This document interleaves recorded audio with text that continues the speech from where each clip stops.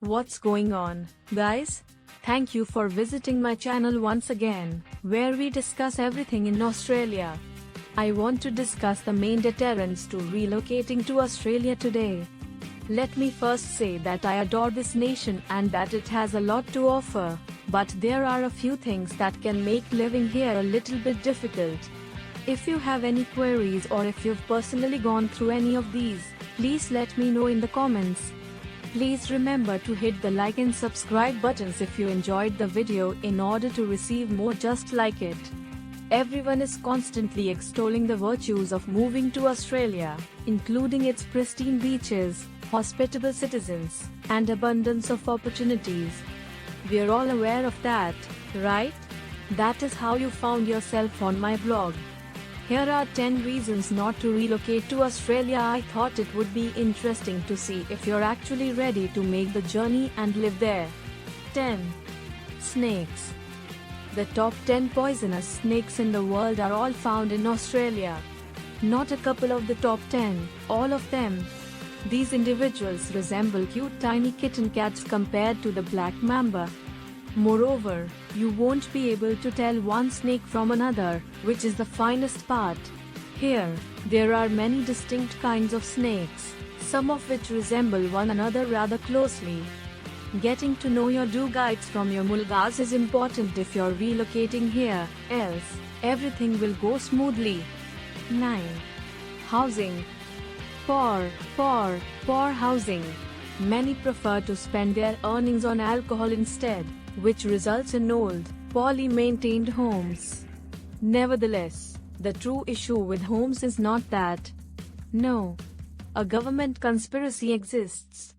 In reality, the government prohibits new construction in order to maintain high prices, but the quality declines, claims Fred.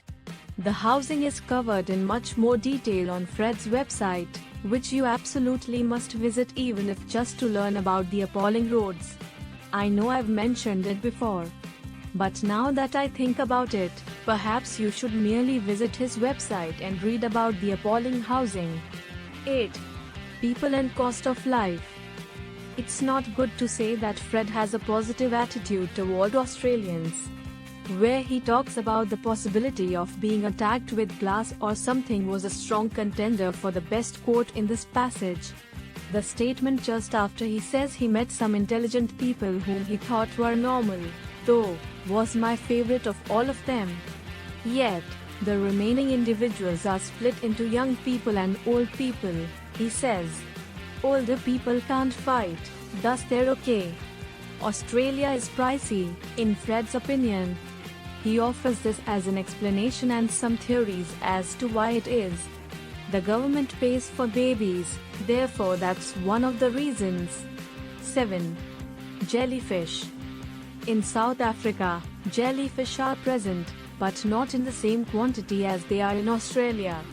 The little box jellyfish can be found in Australia's northernmost regions.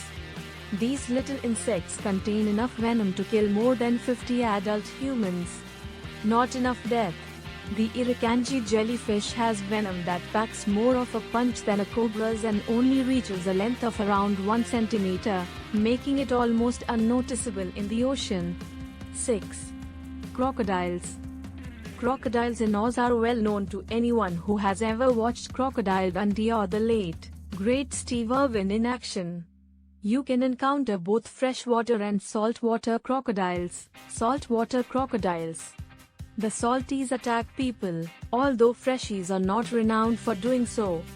As a result, if you ever find yourself in a rural location and notice signs alerting you to the presence of crocs, pay freaking attention if you don't want to meet a horrifying demise.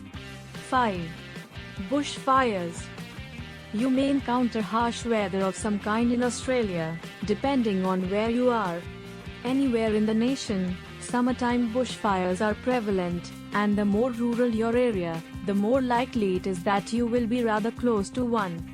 Australians talk about being bushfire ready, so make sure you have a strategy for how you would leave your house in the event that you had to leave. 4. Storms and flooding. Storms and flooding occur here in Australia more frequently than you might think. though not as frequently as they do in the east. Along the country's east coast, hurricanes and cyclones frequently occur. So much so that they even have manuals and instructions for dealing with cyclones when one strikes. 3. Ticks.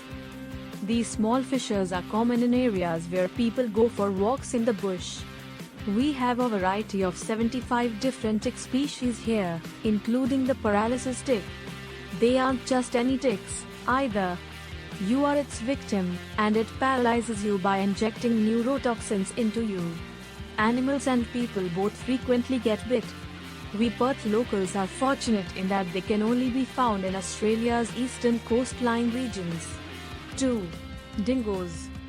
Dingoes are Australia's relatively tamer version of the lion found in Africa.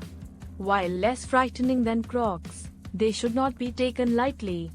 You're not likely to run into one because they are more commonly found in more rural places, but I once drove home to find one strolling across my lawn before continuing on its way. My acquaintance at the council informed me that some people keep them as pets while I sat in my car in complete shock. We live in the suburbs. 1. Roads and education. Roads that are awful. Everywhere, even on the motorways, there are roundabouts. Only to learn about how awful our roads are, you must visit his website. I have seen better roads in many locations except Sri Lanka, he exclaims. Everyone apparently receives a free education at public universities. The bad news is that they are not secure, and Fred predicts that you will probably be violated at night. This brings me to the passage that I find most memorable. Naturally, neither a law nor a penalty exists. Conclusion. To summarize, it's crucial to keep in mind that Australia is a lovely country with a lot to offer, despite the fact that living there has its difficulties. That can make for a terrific environment to work, live, and explore if you're up for the challenge. But it's also crucial to be mindful of any potential disadvantages, such as the high cost of living, harsh weather patterns, isolation from other nations, wildlife dangers, and the tight labor market. The choice to relocate to Australia is ultimately a personal one, therefore before making any significant decisions, it's critical to carefully consider the advantages and cons. I appreciate you watching, and I'll see you in the next video.